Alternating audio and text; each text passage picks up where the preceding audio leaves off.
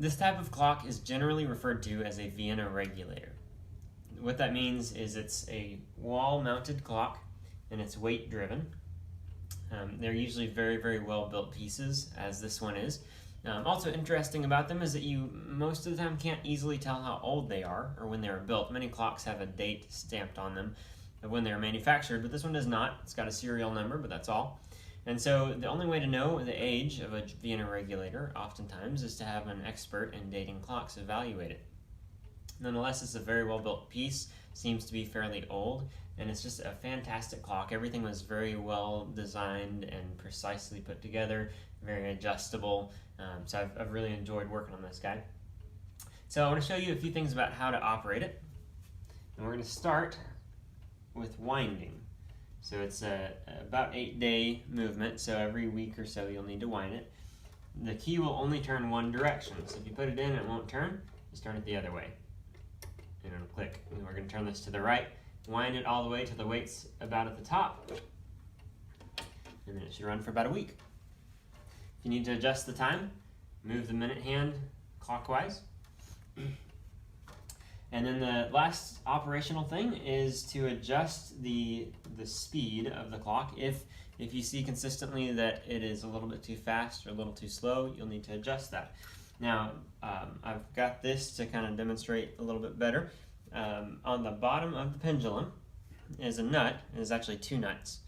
And so if the pendulum is swinging too slow, you need to speed up the clock to make it run faster. You'll need to turn the nut be clockwise to the right, like that. Now, on this particular clock, the screw that holds that nut actually twists. So the whole thing twists when you turn the nut. So it's important on this clock that you hold on to the screw and then twist the nut. Now, on this clock, there are actually two nuts to lock it in place. So you can see here, for demonstration purposes, these two nuts.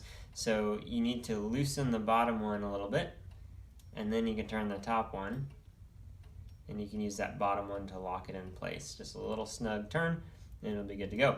But again, make sure you hold on to that screw, or turning the nuts will turn the entire shaft rather than adjusting the speed.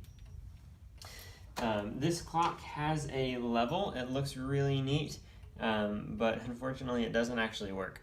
At least not very well. It won't get the clock very level, so it's a neat little piece, but not particularly helpful.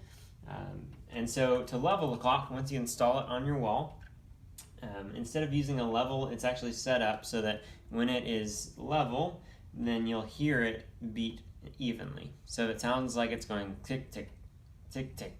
Then you need to adjust it, swing it a little bit side to side until it evens out and it goes tick, tick, tick, tick, tick, tick. And then you'll know that it's level. Now, if you need to transport this clock, the best way to do that is to get a big towel and wrap everything up inside. Generally, you would remove the pendulum, remove the weight on a clock. This one, the pendulum is very difficult to remove, so I'd recommend using a big towel instead to bundle everything up so that nothing moves. You don't want that weight swinging around. You don't want the pendulum swinging around. And also, very importantly, is the string is wrapped around a pulley. If that string jumps off the pulley, then it's not going to work. And so it's important to keep that string somewhat snug so that when you transport it, it doesn't jump off and need to be reset. That's about it. Like I said, it's a great clock, a beautiful piece, very well built, and I hope that it serves you for many years to come.